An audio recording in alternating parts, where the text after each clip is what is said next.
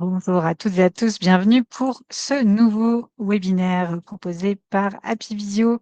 Aujourd'hui, le docteur Philippe Arvers, qui est médecin addictologue, va animer ce webinaire intitulé Arrêter de fumer et si c'était maintenant. J'invite docteur Arvers à nous rejoindre. Me Bonjour, voilà. merci beaucoup d'être parmi nous, Philippe, pour cette conférence. Avec grand plaisir. Je vous laisse la main, ou plutôt peut-être, oui, je vous laisse faire une petite intro et puis on passera au sondage. À ce moment-là, je reprendrai la main. D'accord. Bien, bonjour à toutes et à tous. Oui, finalement, arrêter de fumer, si c'était maintenant, c'est une question que l'on peut se poser, je dirais, à quelques jours de la journée mondiale sans tabac, le 31 mai. Alors, oui, je travaille dans une antenne médicale d'un centre médical des armées près de Grenoble, à Vars. Médecin, on va dire, de réserve. J'ai été très longtemps médecin militaire d'active, avec une activité plus épidémiologie, prévention des addictions. Et je me suis tourné vers la prise en charge dans un deuxième temps. Donc actuellement, j'accompagne des militaires ayant des problèmes avec les substances psychoactives et également avec les écrans, les achats compulsifs, les jeux en ligne et tutti quanti. Par ailleurs, je suis chargé de mission à l'Observatoire territorial des conduites à risque de l'adolescent à l'Université de Grenoble-Alpes, où là, on mesure l'importance comme facteur de protection des addictions, des compétences psychosociales au sein de l'Académie de Grenoble, le RECRA, en lien avec la mission interministérielle de lutte contre la drogue et les conduites addictives. Par ailleurs, des fonctions d'administrateur à la Société francophone de tabacologie, l'Institut Rhône-Alpes de tabacologie, la Fédération française d'addictologie, Promotion Santé Auvergne-Rhône-Alpes, qui propose en particulier des formations justement aux professionnels de santé au CPS, et puis Mutualité française de l'Isère. Et en dernier lieu, délégué de la mutuelle UNEO, qui est associée entre autres à ce webinaire. Donc je vous propose de démarrer par un mini, on va dire, sondage que va vous présenter Charline. Voilà. Effectivement, vous voyez à l'écran, un sondage qui s'affiche. Il y a 2 questions et on voudrait savoir si, selon vous, le tabac est responsable de 20 000 décès par an, ou bien de 40 000 décès par an, ou encore de 68 000 décès par an. Ça, c'est pour la première question. Et pour la deuxième question, on voudrait savoir si pour vous, arrêter de fumer, c'est une question de volonté, oui ou non? Et on a déjà plusieurs réponses qui nous sont parvenues. Sur la réponse 1, je peux vous dire déjà qu'il y a une majorité de personnes qui pensent que le tabac est responsable de 68 000 décès par an. Et sur la question numéro 2, on a une majorité de personnes qui pensent que arrêter de fumer, ce n'est pas une question de volonté. Bon. Bien, bien. Parfait. Je dirais que là, vous maîtrisez déjà des éléments, on va dire, importants. Oui, 68 000 décès par an en France, donc 68 000 décès évitables. Au niveau mondial, on est à 8 millions de personnes qui, chaque année, meurent à cause, on va dire, de cette dépendance qui va entraîner bon nombre de complications sur le plan physique et psychique. 8 millions de morts par le monde. En France, comme le disait il n'y a encore pas si longtemps mon collègue et ami Bertrand Totzenberg, c'est comme s'il y avait un Airbus qui se crache chaque jour en France, mais finalement, on ne se rend pas compte. 68 000, 20 000, 40 000, c'est bien sûr toujours trop, mais on va voir ensemble, à travers quelques chiffres, l'évolution, on va dire, du tabagisme en France. Et puis, arrêter de fumer, une question de volonté? Non, on va le revoir. La volonté n'y est pour rien. La motivation va pouvoir aider, mais la nicotine est une substance psychoactive parmi les plus addictives. Donc, ce n'est pas une question de volonté, mais lorsqu'on est prêt à un changement que nous allons voir ensemble, eh bien, il n'y a plus qu'à. Alors, voilà un petit peu ce dont nous allons parler, présenter un petit peu les produits du tabac, et je pense que vous sera mis à disposition un article que j'avais coécrit il y a quelques années qui donne un petit peu cet éventail des différents produits du tabac. Quelques chiffres. Après, nous verrons un petit peu, est-ce que je suis prêt à arrêter de fumer? Comment arrêter de fumer? Avec qui? Et finalement, quels sont les bénéfices que je peux en retirer? Voilà un peu le programme que l'on a. Les produits du tabac. Oui, alors c'est écrit tout petit, vous inquiétez pas, l'article vous sera mis à disposition. Les anciens et nouveaux produits du tabac, vous voyez, c'est un article qu'on avait coécrit il y a déjà plus d'une dizaine d'années. Il y a des produits fumés et puis des produits non fumés. La grosse différence, c'est que les produits fumés, il y a une combustion incomplète du tabac. Et c'est ce qui est, on va dire, le plus dangereux, parce que lié à cette combustion incomplète vont être libérés alors, du monoxyde de carbone, des goudrons, des substances irritantes, et puis bien d'autres substances à des concentrations diverses. Donc le tabac à rouler, le cigare, la pipe, le narguilé, la chicha, le tabac chauffé, des produits hybrides entre vaporettes, cigarettes électroniques et puis tabac chauffé.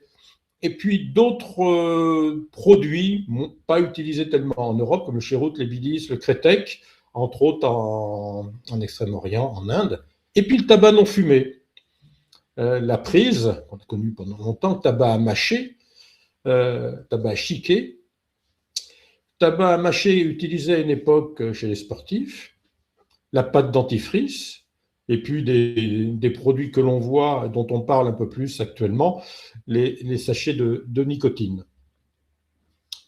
Alors, une fois que l'on a dit cela, vous voyez, ce qui est important, c'est de voir un petit peu les deux aspects. Produits du tabac avec la chicha, qui est vraiment un concentré de fumée de tabac, et en gros, 3/4 d'heure, 1 heure de chicha, que l'on va partager avec plusieurs, ça peut correspondre à l'équivalent de fumer 20 cigarettes manufacturées, un paquet de cigarettes.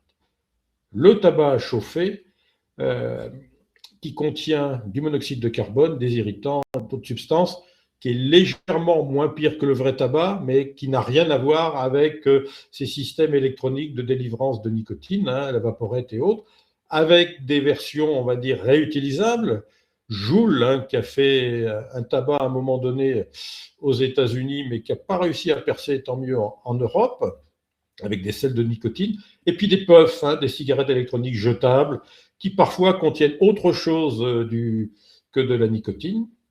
Le tabac à priser, le snus, version, on va dire, suédoise d'origine qui a bien évolué, et puis des produits sans tabac avec nicotine, les sachets de nicotine, vous en entendez peut-être parler.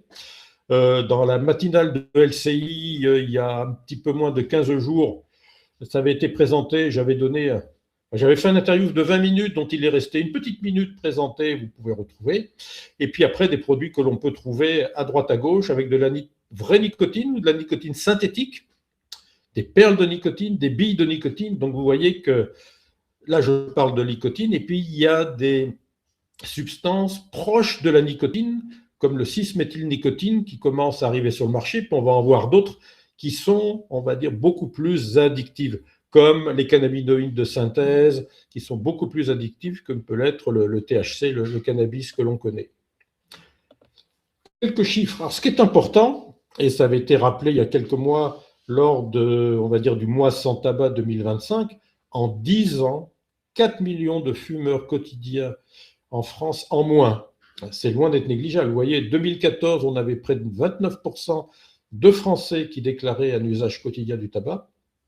2024, 18%. Donc, moins 10 points en 10 ans. Et au cours des 3 dernières années, entre 2021 et 2024, moins 7 points. Mais c'est quelque chose qu'on connaissait déjà. Il existe un certain nombre de disparités, d'inégalités, des inégalités sociales, et puis nous allons voir des inégalités régionales. En effet, le fait d'être ouvrier multiplie par 2 le risque d'être fumeur quotidien de tabac. Vous voyez que le taux de prévalence est de 25% chez les ouvriers, 2 fois plus élevé que chez les cadres. Lorsqu'il existe des difficultés financières, le taux est multiplié par 3. Lorsqu'il y a chômage, le taux est augmenté de 50% comparé aux actifs. Et quelque chose que l'on sait depuis longtemps, qu'en fonction, on va dire, du niveau scolaire, ou le fait d'être, dans le passé, on étudiait ça et on voyait que lorsqu'on était en lycée professionnel, plus donc en lycée d'enseignement général, le taux était plus élevé. Donc des inégalités sociales, une première chose, et puis des inégalités régionales. Alors la moyenne nationale, hein, comme je disais, on est aux alentours de 18% de fumeurs quotidiens. Il y a des régions où c'est mieux. Bon, région Auvergne-Rhône-Alpes, 16%. Île-de-France, un peu plus de 14%. Et puis trois régions. Alors, région PACA, Occitanie et Grand Est. Alors, c'est vrai que ces régions, il y a quand même des frontières partagées avec d'autres pays où le prix du tabac est moins élevé, ce qui peut expliquer, on va dire, le recours à l'achat transfrontalier, et ça peut expliquer ces disparités régionales. Donc, et vous aviez répondu, il fallait à cette question, 68 000 morts chaque année attribuables, soit, on va dire, 11% de la mortalité totale. Elle est plus élevée chez les hommes que chez les femmes. On pourrait dire la même chose quant à la mortalité liée à l'alcool. Le cancer reste la première cause de mortalité liée au tabac, représentant 55% des décès chez les femmes et 58% chez les hommes. Un décès sur 3 lié à une maladie respiratoire chronique, 1 sur 10 à des maladies cardiovasculaires ou neurovasculaires. Donc là, il y a la dépendance au tabac, qui fait que c'est difficile parfois de s'en sortir, et puis après, il y a toutes les conséquences qui vont être responsables de différentes maladies, voire de la mortalité. Chez les jeunes, on observe également, et c'est une bonne chose, une diminution importante du recours au tabac, que ce soit chez les collégiens, on le voit sur ces courbes, on ne va pas commenter les chiffres, hein, mais l'expérimentation et l'usage quotidien au collège a diminué depuis une quinzaine d'années, et on le retrouve également au lycée, où bien sûr l'expérimentation était présente chez 70% des collégiens dans les années 2010, et là on n'est plus qu'à 30% dans les années 2024. Donc une forte diminution, et c'est une bonne chose. Et quand on questionne les Français sur leur volonté, leur désir d'arrêter de fumer, vous voyez que plus d'un fumeur quotidien sur 2 souhaite arrêter de fumer. Donc il y a ce désir qui est le plus important dans la tranche d'âge, vous voyez, des 40-50 ans, chez des personnes ayant un niveau scolaire supérieur au bac et plutôt chez des cadres de professions intermédiaires. Vous voyez, par rapport aux chiffres que j'ai présentés auparavant, que sont plutôt des personnes ayant un niveau supérieur au bac et des cadres qui désirent arrêter de fumer, alors que le taux de tabagisme quotidien est plus élevé pour d'autres catégories.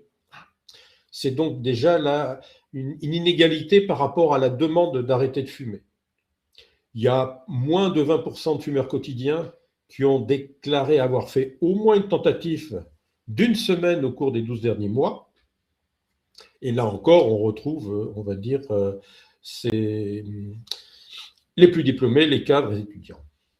Donc, les dispositifs de prévention, d'accompagnement doivent continuer à être adaptés et aller vers, je dirais, des publics qui soit n'y pensent pas, soit sont en difficulté par rapport à cette démarche d'arrêter de fumer. Et donc, vous connaissez le mois sans tabac, qui existe maintenant depuis plusieurs années. Et c'est vrai que pendant un mois, on va proposer à des personnes d'être accompagnées. On va faire de la publicité, mettre à disposition le kit d'arrêt au tabac, proposer des consultations, essayer de sensibiliser des personnes à travers l'application Tabac Info Service, le 3989. Après, des mutuelles proposent aussi des accompagnements et puis des actions de terrain, on va dire fédérées par les agences régionales de santé. Alors, suis-je prêt à arrêter de fumer? C'est la première question, parce que on peut se dire, oui, ça serait bien que j'arrête, mais peut-être qu'actuellement, ce n'est pas ma priorité. Donc, les questions que vous vous êtes posées, et je pense que parmi vous, il y a des non-fumeurs, des ex-fumeurs, des personnes qui sont peut-être dans cette démarche, et n'hésitez pas à donner, on va dire, vos avis, des commentaires, voire des questions dans le chat, et on l'abordera lorsque j'aurai terminé de ce diaporama. Suis-je concerné? Suis-je motivé? Est-ce que je m'en sens capable? Est-ce que je le veux? Je le peux? Quelle importance pour moi d'arrêter de fumer? finalement? Est-ce que c'est imposé par les autres, un médecin, la famille? Ou bien, non, c'est important pour moi d'arrêter de fumer et j'ai confiance dans mes capacités à atteindre cet objectif. Ça, ce sont les questions que je pose systématiquement lors de la première consultation. Voilà. Est-ce que c'est important? Ça a du sens pour vous? Et est-ce que vous vous sentez capable d'atteindre cet objectif? Puis je leur dis, voilà, en étant accompagné, hein, ça multiplie par 2, voire par 4 les chances de réussite. Et puis finalement, quels sont les motifs, les raisons pour lesquelles je désire changer de comportement et arrêter de fumer? Et là, ça renvoie à un cycle. Alors, je vais me positionner sur ce camembert ici, au stade de pré-contemplation, pré-intentionnel.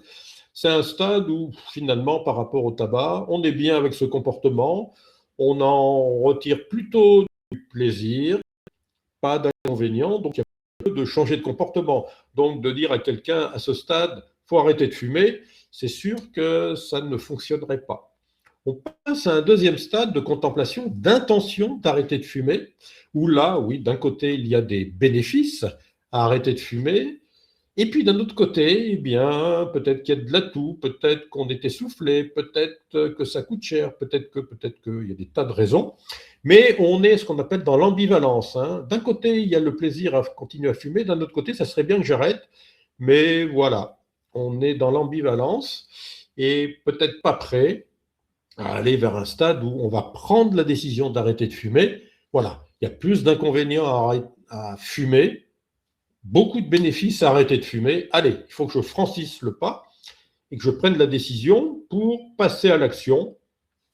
Et là, j'arrête de fumer, ou pour d'autres, ça sera je diminue ma consommation de tabac dans un premier temps. Et après, le but, c'est d'avoir arrêté de fumer, d'être un ex-fumeur, et tout va bien, d'avoir une sortie définitive de ceci. Et il y a parfois la rechute. Alors la rechute, je l'aborde systématiquement lors de la première consultation en expliquant ces différents stades, en positionnant la personne à l'un de ces stades en disant mais la rechute, elle fait partie du cycle. À l'époque où ce cycle de changement a été mis au point par Prochaska et Di Clemente, il n'y avait pas, on va dire, les prises en charge, ni médicamenteuses, ni d'accompagnement psychothérapeutique, hein, les thérapies cognitives comportementales et autres, et ils avaient expliqué à l'époque qu'il fallait en moyenne 4 cycles pour sortir du tabagisme. Des fois, il y en a moins, des fois, il peut y en avoir plus, mais je dirais qu'à chaque fois, ce n'est pas une question de motivation, de manque de volonté, pardon, mais c'est qu'on n'était peut-être pas prêt et que la fois suivante sera la bonne. Et dans ces cas-là, si on rentre dans le cycle, on va franchir les différentes étapes beaucoup plus vite. Et donc, j'ai extrait, on va dire, ces quelques items du carnet, du cahier de consultation de tabacologie de Santé publique France. Il est important de voir où on se situe. Est-ce que je ne veux pas arrêter de fumer, un stade préintentionnel? Je pense que je devrais arrêter, mais bon, je ne le souhaite pas vraiment, hein, parce que bon, ça me procure encore du plaisir, et puis je ne vois pas pourquoi je m'y mettrai tout de suite. Je veux arrêter de fumer, mais je ne sais pas quand. Donc là, on a pris la décision, mais il s'agit de fixer tranquillement une date. Donc je veux arrêter, souhaite le faire bientôt, donc là, ça se précise. Je veux vraiment arrêter de fumer, je vais le faire au cours du trimestre à venir ou bien dans le mois. Et puis moi, il y a des personnes jouant en consultation, je leur dis, bon alors, on a fait le point, pour vous c'est demain. Alors des fois, ils me disent, oui, oui, pas de souci, j'ai plus de cigarettes, ou bien non, je termine mon paquet, et donc c'est à la fin de la semaine ou la semaine d'après. Donc là, la décision est prise, il n'y a plus qu'à s'y mettre, et je dirais en étant accompagné, ça permet la fois d'après, donc au cours de la deuxième consultation, de réévaluer si l'objectif est atteint. Donc c'est là où il faut un petit peu mettre par écrit le pour et le contre. Voilà, j'aimerais bien arrêter de fumer parce que ça coûte cher, ou bien bon, ça serait bien parce que, là je parle pour une femme, bon, le désir de maternité avec mon conjoint, j'aimerais avoir un enfant et je pense que ça serait bien que je m'arrête avant. Et je dirais, ben oui, c'est parfait, c'est une très bonne décision. Et puis si votre conjoint est fumeur, il faut qu'il se mette aussi dans la même démarche, parce qu'on sait pertinemment que cela a des conséquences. Si la femme arrête de fumer et que le conjoint continue à fumer, après, on va dire, la naissance, sur le développement de l'enfant. Et puis, qu'est-ce que l'on craint par rapport à l'arrêt du tabac? des personnes, et vous pourrez très bien commenter cela. Ah ben j'ai le manque de tabac, j'ai déjà essayé, ça ne marche pas, je suis énervé, il y a ci, je ne dors pas bien, ou bien je prends du poids. Et donc, ce sont autant d'éléments à prendre en compte. Donc, c'est important de faire sa liste personnelle. Et puis, finalement, dans telle ou telle situation, comment je peux y remédier? Si je sens que l'envie compulsive, ce craving est très important, est-ce que je vais aller boire un verre d'eau, changer de pièce, penser à autre chose, faire un exercice respiratoire? Si je suis avec d'autres personnes qui proposent une cigarette, comment je peux y faire face et dire non? Voilà, c'est important de pouvoir anticiper les situations à risque pour se mettre, on va dire, dans les meilleures conditions. Et voilà donc ces 4 colonnes que je fais remplir moi systématiquement. À gauche, les colonnes de gauche, qu'aimez-vous dans le fait de fumer? Donc on est dans le pour ce comportement. Que n'aimez-vous pas? Le contre. Et puis si vous arrêtiez, quels bénéfices en attendez-vous et quelles sont les craintes que vous avez ou que vous auriez par rapport à l'arrêt? Donc ça, cette balance décisionnelle, c'est important, ça permet de se positionner. Alors ça, c'est illisible, vous inquiétez pas. J'ai pris ça comme exemple d'une patiente que j'avais à Lyon, et vous voyez qu'elle avait beaucoup d'inconvénients à fumer, et finalement beaucoup de bénéfices à arrêter. Oui, l'inconvénient, ça coûte cher, problème de santé. Alors c'est quelqu'un que je suivais qui avait eu une tumeur musculaire maligne au niveau de la cuisse, et le chirurgien lui avait dit ça serait bien d'arrêter de fumer. Donc c'est vrai que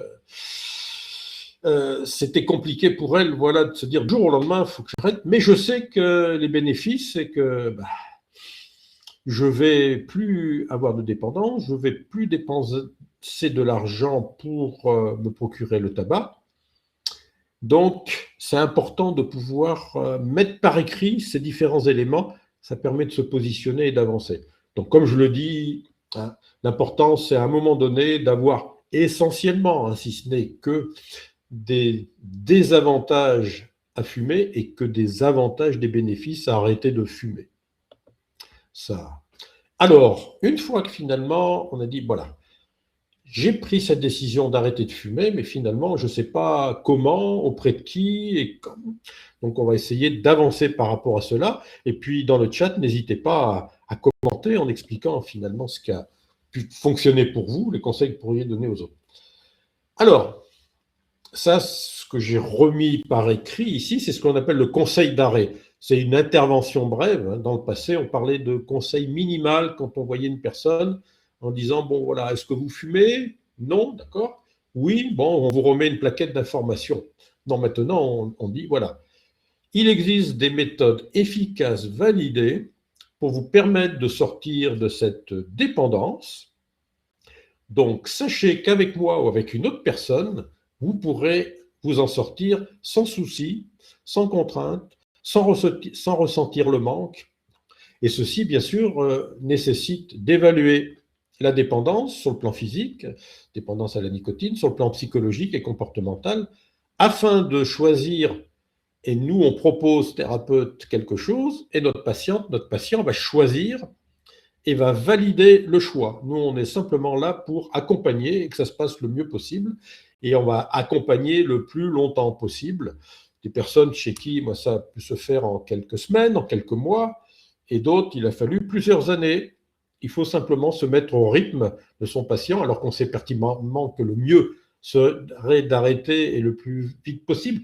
Mais ce n'est pas à nous à en juger. On est simplement là pour aider à ce changement de comportement. Dépendance à la nicotine, oui, c'est cette substance psychoactive. Quand on inhale de la fumée de cigarette, en 7 secondes, la nicotine va se fixer sur des récepteurs au niveau de notre cerveau. Et petit à petit, alors là, c'est représenté de manière très schématique, un non-fumeur, il a peu de récepteurs nicotiniques, il y en a un. Et puis le fumeur, petit à petit, il va en avoir beaucoup. Et petit à petit, ces récepteurs vont se désensibiliser. Donc, il leur faudra une plus grande quantité de nicotine et de la nicotine tôt le matin, parce que si on ne fume pas pendant la nuit, le taux de nicotine a baissé. Donc, voilà, on est dans un cercle vicieux où pour simplement ne pas être mal, on va continuer à fumer. Peut-être qu'au début, on a fumé par plaisir, mais dans un deuxième temps, on va fumer uniquement pour éviter d'être mal, ce qui est un peu un comble. Donc, on évalue sa dépendance physique nicotinique à l'aide d'un test, vous connaissez peut-être, qui est le test de Fagerström. Carl Fagerström est suédois, et il avait mis au point ce test en 6 questions. Bon, alors il y a un test simplifié en 2 questions. On prend en compte bien sûr le nombre de cigarettes qui est fumé par jour, et puis le délai entre le réveil et la première cigarette. Est-ce que c'est dans les 5 minutes, dans la demi-heure, dans l'heure ou plus tard? Là, on est sur des besoins de nicotine importants. Et après, on demande si les cigarettes sont réparties uniformément dans la journée, ou bien s'il y en a plus le matin que dans le restant de la journée. Si on diminuait sa consommation de cigarettes et qu'il en restait qu'une, ça serait laquelle la plus difficile à se séparer? Alors, quand on sent qu'il n'y a pas trop d'éléments, on dit, bon, est-ce que ça serait la première du matin ou une autre? Et des fois, ce n'est pas la première, donc ce n'est pas le manque, on va dire, de nicotine important, c'est une cigarette plaisir, qui peut être après le repas ou le soir pour se détendre. Et puis, on demande également si c'est possible de rester quelques heures sans fumer. Vous pouvez aller au cinéma, une exposition, rester 2-3 heures sans fumer, sans que ça soit difficile pour vous. Et puis, on demande également, vous est-il arrivé, au cours des 12 derniers mois, comme pour les autres questions, d'être dans votre chambre, couché, voire avec de la fièvre, malade, et malgré ça, de fumer dans votre chambre. Ça permet d'évaluer le niveau de dépendance nicotinique, et en fonction du niveau de dépendance, de pouvoir proposer un apport en nicotine médicament suffisant pour ne pas être mal et pallier un éventuel manque de cigarette.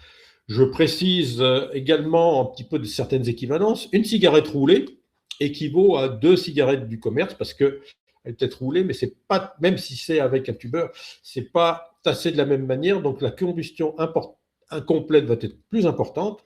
Un cigare ou un joint de cannabis, en gros, en moyenne, l'équivalent de 4 cigarettes. Ça permet de répondre à la question sur le nombre de cigarettes en fonction de ces modes d'utilisation.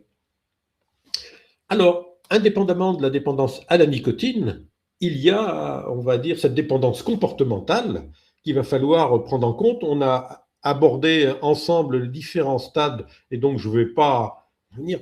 Un élément important, et c'est vrai qu'à travers des consultations téléphoniques, on ne peut pas le faire, c'est cet appareil, le CO-testeur, qui permet de mesurer le taux de monoxyde de carbone dans l'air expiré. Et parfois, le fait d'avoir une modification, une réduction du taux de CO, alors qu'on n'a pas modifié sa quantité de cigarettes, peut être un motif à changer de comportement. Que j'avais vu, qui avait diminué petit à petit les choses, alors qu'au début, au cours des deuxième, troisième consultations, on n'avait pas modifié le nombre de cigarettes. Mais de voir que le taux de CO avait diminué, l'avait, on va dire, motivé, renforcé la motivation à changer de comportement. Troisième élément de la dépendance psychologique. Je fume parce que je ne me sens pas bien, je suis stressé pour ne pas être mal. Donc ça, c'est un élément important à prendre en compte. Et on peut, comme je vous le disais, à l'aide d'un questionnaire, évaluer le niveau d'anxiété ou de dépendance. Donc, stratégie adaptée aux besoins d'un fumeur, c'est est-ce qu'il y a déjà une date qui est fixée, oui ou non? Est-ce que vous voulez directement atteindre l'objectif d'arrêter de fumer d'un seul coup? Ou bien est-ce que ça peut passer, ou vous voulez passer par une réduction de consommation, en ayant à l'esprit que l'objectif final, c'est vraiment d'arrêter complètement de fumer? Et après, les traitements. Alors, il y a des médicaments prescrits sur ordonnance que sont les traitements de substitution nicotinique, différentes formes, des gommes, des comprimés à sucer, un spray buccal, un inhaleur qui est non remboursé, qui sera peut-être bientôt sorti de la nomenclature, et des médicaments, le Champix, la varénicline, dont vous avez peut-être entendu parler, et puis le Zyban, le bupropion, et après des techniques comportementales nécessitées éventuellement d'un suivi pour une prise en charge psychothérapeutique. Les patchs, j'en dis un mot, on privilégie les patchs que l'on met le matin après la toilette, qu'on va laisser toute la journée et la nuit. Ça permet la nuit de continuer à diffuser un peu de nicotine et de ne pas être en manque de nicotine le matin. Pour la femme enceinte, on privilégie des patchs sur 16 heures de manière à laisser au fœtus en développement une fenêtre où il y aura moins de nicotine. On va changer d'emplacement d'un jour à l'autre. Et un point important, si à un moment donné l'envie de fumer est là, eh bien, ça peut être, on va dire, on peut craquer à un moment donné, tirer quelques tafs, voire fumer une cigarette, ne pas enlever son patch, même si vous entendez pharmacien ou médecin dire le contraire. Ce qui est dangereux, ce n'est pas le patch, c'est la cigarette. Et le patch continue à diffuser de la nicotine. Et si on fume avec un patch, les récepteurs vont être saturés déjà par la nicotine des substituts nicotiniques et la cigarette ne sera pas fumée de la même manière. Alors, des comprimés, des pastilles, oui, il en existe plusieurs formes. C'est un peu à la demande. On peut remplacer une partie des cigarettes par une forme orale en complément du patch, qui permet d'avoir un taux de nicotine constant toute la journée et la nuit. Et puis 1, 2, 3, 5, 10, voire 15 fois dans la journée, prendre une forme orale, la laisser fondre dans la bouche de manière à ce qu'elle agisse rapidement, éviter de trop avaler la salive, de trop déglutir, sinon la nicotine va passer dans le tube digestif. Le spray buccal, eh bien simplement ne pas pulvériser comme si vous aviez mal à la gorge comme un colutoire, mais on pulvérise de manière latérale vers l'intérieur des joues, de manière à ce que ça passe dans le sang. L'inhaleur, je le cite, ce sont des doses de nicotine. Il n'est pas remboursé. Et je dirais que bon, il a moins sa place actuellement. Contre-indication des substituts nicotiniques, il n'y en a pas, hormis, on va dire, les enfants. Alors, mineurs et certaines formes orales sont possibles à partir de l'âge de 15 ans. Grossesse n'est pas une contre-indication. Là, je vous remonte juste sur ce petit schéma, ce pic qu'il y a avec le taux de nicotine avec une cigarette. Et après, ce que j'ai mis là sous la forme d'un trait horizontal vert, c'est le seuil au-dessus duquel la nicotine va entretenir une dépendance nicotinique. En dessous, que ce soit le patch, que ce soit une gomme à 2-4 mg, le spray nasal, nous on a le spray buccal en France, ou l'inhaleur, on est en dessous et donc il n'y a aucun risque d'entretenir la dépendance avec cela. Si on passe par une réduction de consommation, il faut savoir que ça peut être une première étape, mais il n'y a pas de bénéfice pour la santé. Même avec 1 à 4 cigarettes, ça ne diminue pas, on va dire, la mortalité toute cause par cancer du poumon ou maladie cardiovasculaire. Donc oui, les substituts nicotiniques, c'est de la nicotine, mais il n'y a pas ce shoot. Donc ça, je vous en ai parlé, je vais avancer un peu. Ce qui est important, voilà, c'est de programmer la date de l'arrêt, de s'assurer que la quantité de nicotine qui est proposée au départ est suffisante, et on va bien sûr la réévaluer, soit en consultation présentielle, soit par téléphone, en expliquant un petit peu comment on peut changer les choses, expliquer comment on utilise ces substituts, adapter la posologie, un suivi prolongé, et puis après, voir comment gérer d'éventuelles conditions de rechute. Alors, les signes de manque de nicotine, c'est cette envie de fumer, l'énervement, l'agressivité, nervosité, ou au contraire, tristesse, anxiété, l'envie de manger, de grignoter, l'augmentation de l'appétit, des troubles du sommeil, troubles de la concentration. Ça signifie que s'il y a eu une substitution nicotinique, elle est insuffisante. Et donc, il faut augmenter, on va dire, l'apport en nicotine. Médicaments, varénicline, sur ordonnance, remboursé, qui est revenu sur le marché après une interruption de 5 ans. Le bupropion, Ziban, qui n'est pas remboursé. Et puis quelque chose que l'on attend en France en particulier, la citizine. Mais les laboratoires sont peu enclins parce que dans les pays de l'Est, entre autres, où c'est utilisé, le prix de revient pour un labo est divisé par 10. Je ferme la parenthèse, mais on espère bientôt la venue en France, soit de citizine seule, soit de citizine varénicline, mais les laboratoires Pierre Fabre, je pense, travaillent là-dessus. Oui, idée reçue, j'ai peur de la rechute. C'est vrai qu'on peut avoir peur, mais si on est accompagné, qu'on a suffisamment d'apport de nicotine, ça va bien se passer. Et puis, ça ne sert à rien, ça fait déjà 10, 20 ans que je fume. À quoi bon aujourd'hui? Et là, on sait que si on arrête avant l'âge de 30 ans, finalement, on a la même espérance de vie qu'un non-fumeur. Si on arrête à l'âge de 40 ans, on a quand même un gain d'espérance de vie de 9-10 ans. Si c'est vers 60 ans, on aura encore 6 ans, 50 ans, pardon. Puis à 60 ans, on a encore un gain. Donc à tout âge, il y a bénéfice à changer de comportement. Alors, les thérapies cognitives et comportementales, oui, c'est important. Le but, c'est de se dire, voilà, dans certaines circonstances, je pense à certaines choses, j'ai certaines émotions, parfois négatives, qui vont me pousser à fumer.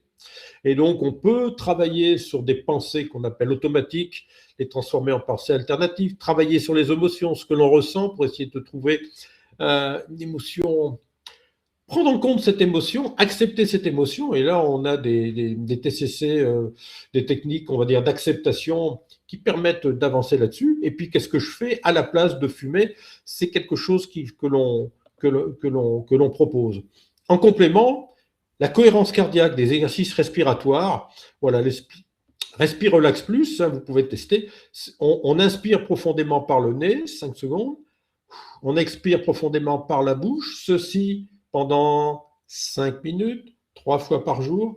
Et on sait que ça permet de retrouver une grande variabilité de la fréquence cardiaque, réduire le taux de cortisol, d'hormones de stress. Donc ça fonctionne, c'est bénéfique. Relaxation, sophrologie, méditation pleine conscience, hein, TCC troisième vague. On est aussi avec, entre autres, des exercices respiratoires. L'hypnose et l'acupuncture peuvent être proposés. Le reste, à mettre à la poubelle. Bon, peut-être que vous aurez testé d'autres techniques qui auront marché chez vous, tant mieux, mais bon, voilà, elles ne sont pas validées. Avec qui puis-je arrêter de fumer? Tabac Info Service, hein, TIS, dans le cadre du mois sans tabac, on pourra revenir dessus, accompagné par un professionnel. Ça, c'est sûr que ça peut être un médecin, ça peut être l'infirmière, le kiné, la sage-femme, le dentiste. Alors, je les cite parce que ce sont autant de prescripteurs de substitution nicotinique, hein, ces différents professionnels. Et la femme enceinte, dans le cadre du suivi, va pouvoir le proposer à toute personne vivant dans l'entourage, donc au conjoint. Donc ça, c'est important. Et puis les pharmaciens, alors là, c'est un scoop que je vous donne parce que c'est en cours, on va dire, de validation dans 3 régions. On est en train d'évaluer, on va dire, la dispensation par le pharmacien en officine des substituts nicotiniques. Donc ça se fait dans les Hauts-de-France, Nouvelle-Aquitaine et PACA, et dans chacune de ces 3 régions, dans 2 départements. Et c'est quelque chose qui va être, on va dire, testé au cours de la fin de l'année 2026 et l'année 2027. On peut trouver l'annuaire des tabacologues sur le site de la Société francophone de tabacologie. Vous pouvez également en trouver sur l'annuaire de Tabac Info Service et puis également dans les structures de soins, les XAPA. Donc là, il y a plusieurs portes d'entrée qui permettent, on va dire, de vous mettre en lien avec une personne pour inscrire des substituts nicotiniques. Et en ce qui concerne les thérapies cognitives et comportementales, je dirais qu'à l'heure actuelle, tout le monde vous propose n'importe quoi, que c'est mieux d'aller sur des sites comme si.link qui vont vous proposer des thérapeutes qui ont validé des formations, je ne vais pas dire, et non pas des charlatans, mais voilà, des personnes auprès de qui on peut avoir un accompagnant de ce type. Des applications, alors il y a l'application de Tabac Info Service et d'autres hein, qu'on peut retrouver. Bénéfices arrêtés de fumer, ils sont nombreux, on va les trouver jour après jour. C'est vrai que le taux de monoxyde de carbone va diminuer, qu'on va retrouver le souffle, que l'on va retrouver le goût, l'odorat. Hein, moi, mes patients m'avaient dit, je ne comprends pas, je prenais un médicament depuis des années tous les jours, et puis du jour au lendemain, un goût de poisson. Ah bah oui, finalement, c'était des oméga 3 et c'était lié à ce médicament. On va retrouver, on va dire, prendre un appétit plus large. On va peut-être tousser au début parce que les cils vibratiles qu'il y a au niveau des bronches, des bronchioles qui étaient englués dans les goudrons, bah, petit à petit, ils vont reprendre du service. Donc, ceci est important à prendre en compte et vous, peut-être à noter jour après jour les bénéfices que vous allez trouver. Au bout d'un an, réduction de 50% de risque de faire un infarctus du myocarde. Au bout de 5 à 10 ans, on va retrouver le poumon d'avant, donc c'est bien. Et puis, c'est vrai que les économies financières sont à prendre en compte parce que ça peut représenter un coût important. Voilà, si on prend un paquet de cigarettes sur un an, ça peut faire une économie de 4 à 5 000 euros. Voilà, je voulais laisser un petit peu de place aux questions. Et donc, je vais me mettre à votre disposition. Hein, il est 12h10, on a du temps. Et puis après, Charline me dira si les autres éléments qu'il y avait dans le diaporama, je les présente après ou si je les mets maintenant. Eh bien, merci beaucoup Philippe. C'est comme vous le souhaitez, on peut laisser le temps, aux personnes, Ah oui, c'est le qui plus assistent à important. cette conférence de poser leurs questions dans le chat. Donc si vous souhaitez prendre un petit peu de temps pour, balayer les slides restants, c'est, Oui, bah alors là, avec c'est un peu de plaisir. l'autopromotion. C'est sur un site qui s'appelle The Conversation. Alors, il y a une version française. Ça fait quelques années que j'y publie des articles, pas que sur le tabac, mais il y en a quelques questions dessus, donc on peut les retrouver. Un site également, le Village des addictions, Addicted, où on peut trouver beaucoup d'informations sur les différentes substances en particulier. J'ai oublié de préciser qu'il existe aussi des blogs, qu'il existe un site qui s'appelle Je ne fume plus, JNFP, animé par Françoise Godel et Alain Dejour, qui propose des chats régulièrement, et d'anciens fumeurs ou anciens dépendants d'un produit qui sont devenus patients experts, répondent à des questions sur les blogs. Et puis, on pouvait y retrouver des articles grand public. Le dernier que j'ai posté hier concerne le dépistage du cancer du poumon. Vous savez ou vous ne savez pas que ça y est, c'est parti. Le dépistage du cancer du poumon par scanner à faible émission a démarré au niveau national. Qu'il suffit d'aller sur Internet pour voir si l'on est éligible, c'est-à-dire fumeur ou ancien fumeur de 50 à 74 ans, ayant, on va dire, un passé de fumeur peut-être inférieur à 15 ans, mais il y a des... Et après, de savoir, près de chez vous, où il sera possible d'avoir une consultation tabaco, et puis de faire un scanner, et en fonction des résultats, d'avoir un suivi à 3 et 6 mois. Et là, j'ai publié un article d'une revue, d'une étude internationale à laquelle a participé l'IARC. Donc, c'est l'Institut de recherche international sur le cancer qui est à Lyon, sur un dépistage biologique qui permet de prédire à 1 an, 2 ans ou 3 ans, pardon, la survenue d'un cancer bronchopulmonaire. Là, on est sur la recherche de biomarqueurs du cancer bronchopulmonaire. Et là, ça permet de prédire à 85% à la première année, on passe à 84, puis après 80% la troisième année, la survenue d'un cancer bronchopulmonaire, qui est l'une des complications les plus importantes. Voilà. Et puis, quelques livres. Le plaisir d'arrêter de fumer, qu'avait écrit il y a déjà plusieurs années Bertrand Otzenberg.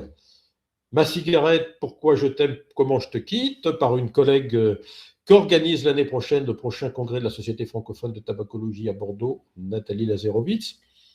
Et puis un autre livre sorti il y a peu de temps par Philippe Guichenet et Gérard Peffer sur la demande express de certains de ses patients qui s'appelle Libre, j'arrête de fumer avec un tabacologue. Et puis deux, trois adresses. Hein, je pense que j'ai mis en ligne ce dont je voulais vous parler. Et donc, oui, important de se dire, voilà, il y a eu beaucoup de chemin de parcouru, on peut encore continuer. Et, voilà, important d'accompagner, d'associer différentes formes, 3 à 6 mois de suivi, au moins une fois par mois, mais après, on fait comme on peut en fonction de où on est.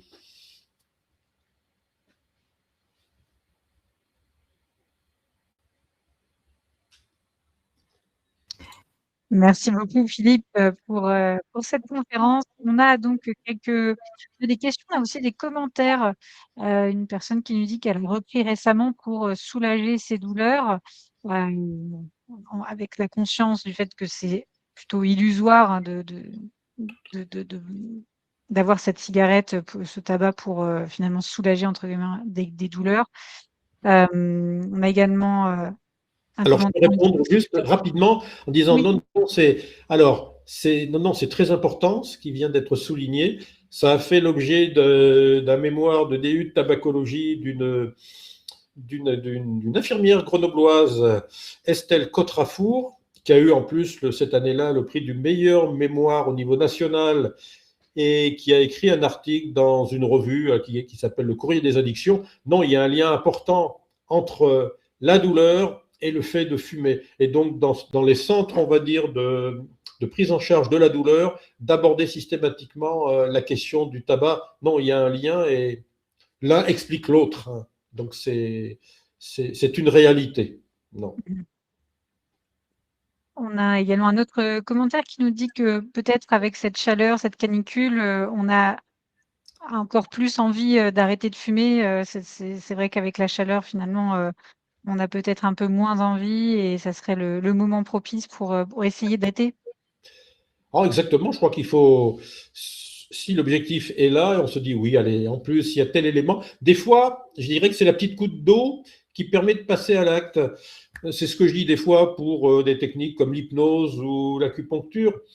On n'a jamais pu valider en double aveugle, enfin de faire des essais comparés, randomisés avec un groupe placebo, un groupe contrôle, en ayant une fausse aiguille pour, on va dire, l'acupuncture ou bien de faire de l'hypnose qui n'en serait pas. Donc, c'est vrai qu'on dit pourquoi pas. Par contre, alors je le cite sans citer, le laser, c'est de l'argent dépensé pour rien. Même si on voit beaucoup de publicités, on a essayé avec la Société francophone de tabacologie de faire interdire des publicités de ce type, de faire retirer Doctolib des consultations laser, mais bon, c'est compliqué. Le reste, c'est du charlatanisme. Mais je dirais que bon, si on y croit et que c'est la motivation qui permet d'eux, pourquoi pas. Mais voilà. Mais le fait, oui, qu'il fasse chaud, se dire bon, ben voilà, je vais peut-être faire autre chose. Quand j'ai envie de fumer une cigarette, ben tiens, je vais boire, m'hydrater, c'est mieux. Et puis voilà, mais je dirais que c'est peut-être l'élément qui va permettre de passer à l'acte, ou bien voilà, parce qu'il y a toujours bénéfice à changer ce comportement. Mmh. Merci Philippe. Une question maintenant. Est-ce que la cigarette électronique peut-elle, peut être conseillée lorsqu'on ne supporte pas les patchs en raison d'une peau sensible, par exemple? Oui, alors j'ai pas abordé la question de la vape, alors que c'est quelque chose qu'avec un certain nombre de mes collègues, j'aborde en consultation comme apport, on va dire, supplémentaire de nicotine. Actuellement, elle n'est pas recommandée par les autorités de santé, c'est une chose. Hein. Nous avons fait avec la Société francophone de tabacologie une recherche de consensus auprès de nos adhérents en utilisant une méthode qui s'appelle la méthode Delphi, et on a obtenu un certain nombre de points, on va dire, de consensus, pas tous. Ça a été publié par nos collègues suisses en fin d'année dernière. Mais oui, la vape a sa place. Euh, il y a très peu de temps, sur France Inter, dans l'émission Le téléphone sonne, qu'anime Fabienne Sainte, euh, un débat animé par Alice Deschenaux, notre présidente de la Société francophone de tabacologie, et par Marion Adler, une de nos collègues qui est aussi, comme moi, administratrice de la Société francophone de tabacologie. Vous pouvez l'écouter, c'est vraiment abordé de manière pragmatique, en expliquant voilà l'intérêt de passer à autre chose, que pour sortir du tabagisme, la vape peut être un moyen, on va dire, temporaire, que c'est pas, on va dire, quelque chose à proposer à des non-fumeurs, à des mineurs en particulier, mais que ça peut aider en cas en particulier d'intolérance ou même de supplémentation.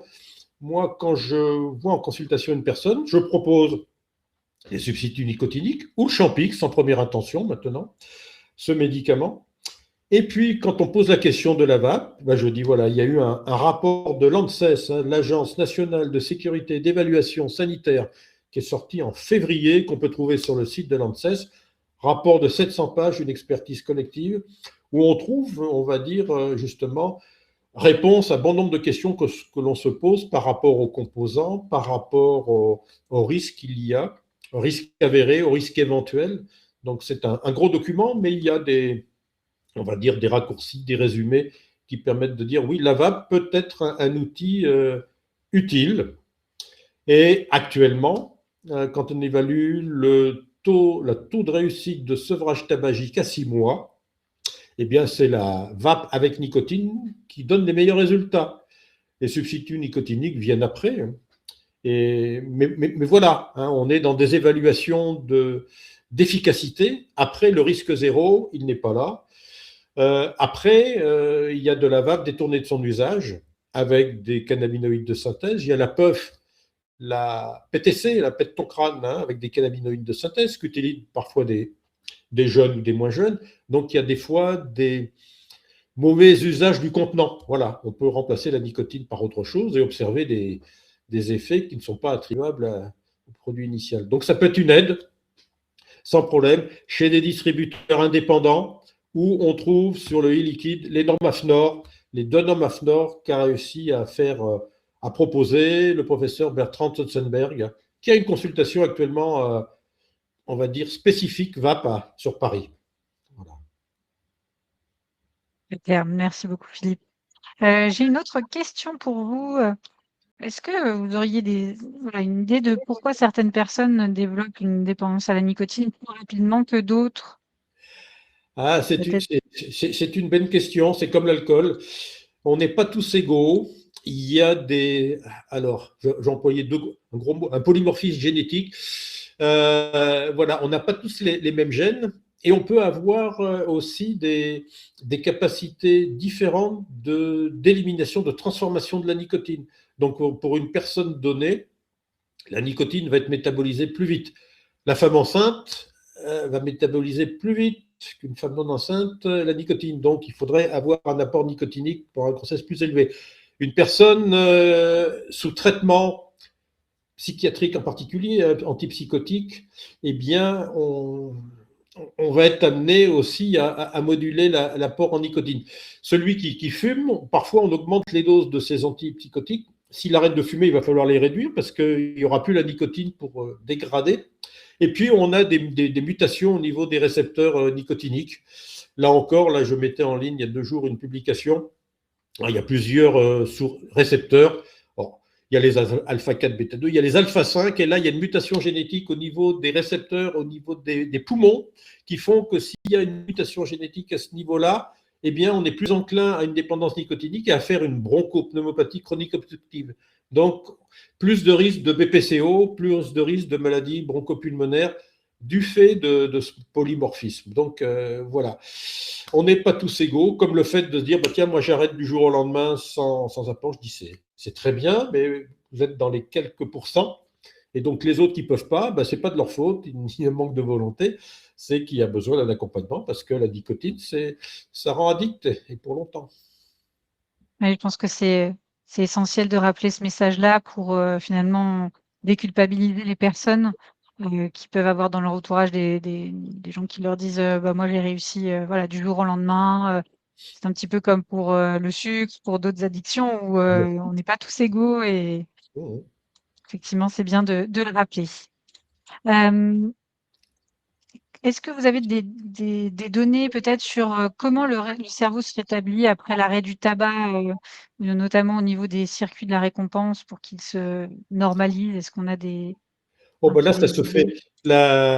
Avec la nicotine, c'est vrai que ça met en jeu ce système de récompense avec libération de dopamine, mais également d'autres substances, noradrénaline et autres. Donc, je dirais qu'une fois que on vient, entre guillemets, assouvir le cerveau en lui donnant, c'est vrai qu'on a la chance avec le tabac, puis on l'a également pour l'héroïne ou bien les opiacés, les antidouleurs, on a des substances qui viennent se fixer directement sur ces récepteurs. Donc on sait que ça va pouvoir agir rapidement. Pour l'alcool, pour d'autres drogues, il n'y a pas. Donc ça agit sur des systèmes, on va dire, systèmes de récompense en particulier, mais pas de manière directe. Là, on a des substances qui font que rapidement, le besoin ne va plus être là. Mais si on propose un accompagnement de 3 à 6 mois, c'est qu'il faut au moins ce temps pour que le cerveau, on va dire, se déshabitue. Puis comme je dis, personne, la semaine dernière, je disais, voilà, vous fumez depuis l'âge de 19 ans, vous avez 36 ans. Et regardez en un mois ce que vous avez fait, c'est déjà super. Votre cerveau, il s'est habitué pendant des mois, des années à une dépendance, bon, pharmacologique, mais aussi comportementale, autre. Il faut du temps et trouver, on va dire, des activités alternatives de manière à ce que ça ne soit plus prégnant. Je dis ça ce matin, je voyais un papier concernant, alors chez c'est le rat, d'accord, mais en gros, là, au bout de la moitié d'une vie d'un rat, quand on le soumet à des cues, à des images ou bien quelque chose qui lui rappelle l'héroïne, il a envie d'aller encore se l'injecter. Donc, des décennies après un arrêt, un sevrage d'une substance, ça peut revenir à tout moment. Donc, il faut se mettre à distance et anticiper un petit peu qu'est-ce qui se passerait si l'envie me reprenait. Alors moi, je dis d'avoir toujours sur soi des pastilles ou des...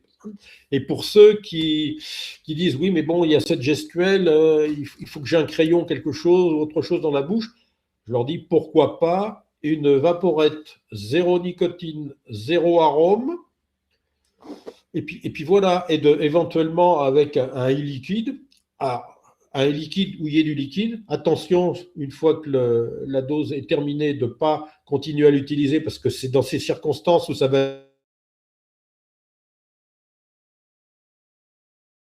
Ah, nous venons de perdre Philippe. Philippe, si vous m'entendez, Tout voilà, va bien. on Voilà, vous a mais retrouvé. mon micro, vous ne voyez pas, est juste devant ma main. Et voilà. Donc, je disais que j'ai perdu le fil, mais Oui, qu'il fallait pas utiliser plus que la dose. oui, parce que là, ça libère justement du formaldéhyde, de la choline et autres. Donc, c'est sûr que quand il y a une mauvaise utilisation, ça peut. Voilà. Et puis qu'il y a eu des arômes dans la vape qui ont été depuis longtemps interdits, hein, le diacétyl, entre autres. On parlait de ce fameux popcorn syndrome avec, voilà, comme le syndrome EVALI pendant le Covid, où on a attribué à la vape des pneumopathies lipidiques, et c'était le cannabis qui était frelaté, qui était à l'intérieur. Enfin bon. Mais bon, ça, voilà. Ce qui est important par rapport à la vape, voilà, dans des distributeurs indépendants avec les normes AFNOR de Bertrand Sossenberg, on sait ce qu'il y a dedans de manière temporaire. Et puis, après, au début, il faut bien penser, là on en parlait à l'instant, de l'hydratation, parce que si on vapote, c'est comme si on tirait sur une paille, c'est pas inhaler comme de la fumée de cigarette, c'est vraiment très doux, progressif, bien boire avant, non, parce que le propylène glycol et la glycérine végétale qui sont chauffés vont aller chercher à l'intérieur de la bouche des molécules d'eau. Donc, ils vont assécher. Donc, bien boire avant, pendant et après. Et puis, au début, plus de propylène glycol que de glycérine végétale, hein, du 80%, 20%. On ne fait pas beaucoup de nuages, de nuages de vapeur d'eau, mais bon, c'est peut-être pas le but au départ. Et puis après, d'avoir un dosage de nicotine qui correspond, on va dire, aux besoins. Il y a voilà, ce test de Fagerström qui permet de mesurer la dépendance nicotinique. Donc, si elle est élevée, on commence avec des taux élevés, mais qui sont limités en France, en Europe, à 19 mg par millilitre de produit. Voilà. C'est clair. Merci beaucoup Philippe pour toutes vos réponses à nos questions, pour votre expertise. Je vous invite eh bien, à quitter la conférence en éteignant caméra et micro, et puis au plaisir de vous retrouver une prochaine fois. Bien. Bonne journée à toutes et à toutes et bon changement. Merci Philippe.